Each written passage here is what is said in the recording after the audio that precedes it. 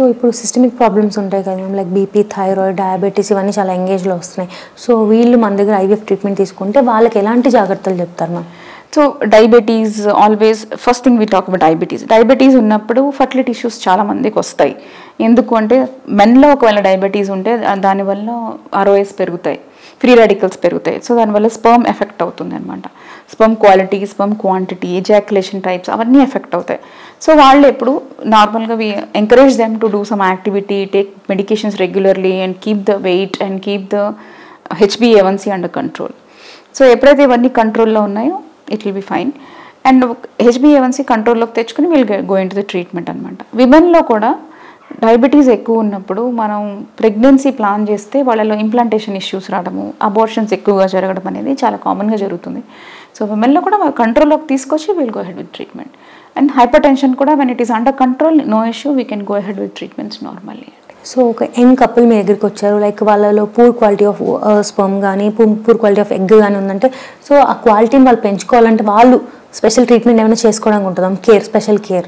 Yes, వాళ్ళు మేము special treatments అంటే కొన్ని మెడికేషన్స్ ఇస్తాము. అంటే కొంచెం వరకే పెంచగలం ఊసైడ్ క్వాలిటీ కానీ స్పర్మ్ క్వాలిటీ కానీ. ఎక్కువగా మనం దాన్ని మ్యానిపులేట్ చేయలేం. 5 to 10% as we definitely improve.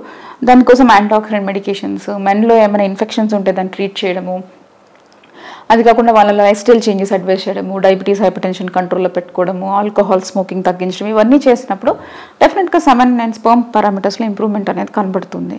And then we will go ahead with treatment అనమాట. విమెన్లో కూడా ఈ ఊసైడ్ క్వాలిటీని పెంచడానికి స్పెషల్ మెడికేషన్స్ ఉంటాయన్నమాట. కోక్యూ ఎంజైమ్స్ ఇవ్వడము, అది కాకుండా DHEAs అని ఇవ్వడము, వాళ్ళకు కూడా యాంటాక్సిడెంట్ ఇవ్వడము, ఇవన్నీ చేస్తాము. బట్ ఐ డోంట్ సే ఎక్కువ డిఫరెన్స్ ఉంటుందని చెప్పను, but definitely there is an improvement with this and success rates అనేవి డెఫినెట్గా పెరుగుతాయి. సో ఫైనల్గా మన 49 నుంచి మీరు ఆడియన్స్ అందరికీ ఏమైనా చెప్పాలంటే ఏం చెప్తారు?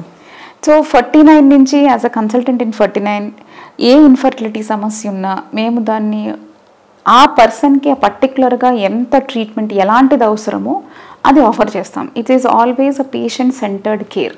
ఓకే, సో అది మేము ఆఫర్ చేస్తాం కాబట్టి for every one who is seeking a fertility treatment, please walk in to 49. You will definitely get a better outcome. Okay. ఇంకా ఫస్ట్ టైం కొంతమందికి IVF ఆగిపోతుంది మ్యామ్, సో ఫెయిల్యూర్ అవుతుంది. సో వాళ్ళు second time ఎంత gap of స్పాన్లో try చేయొచ్చు ma'am? మళ్ళీ ఎక్కువ gap ఏమీ తీసుకోవాల్సిన అవసరం లేదు. ఒకవేళ IVF నెగిటివ్ వచ్చింది అంటే దే కెన్ కమ్, ఆ మంత్ నెక్స్ట్ పీరియడ్ వచ్చినప్పుడు they can come to us, we assess them. అంటే వీళ్ళకి ఏమైనా టైం ఇవ్వాలా, వీ కెన్ గో హెడ్ అనేది మేము స్కాన్ అది చేసి వాళ్ళ ప్రీవియస్ IVF సైకిల్ ఎలా ఉంది అదంతా చూసి అసెస్ చేసుకుని we will tell. They doesn't need to take much time.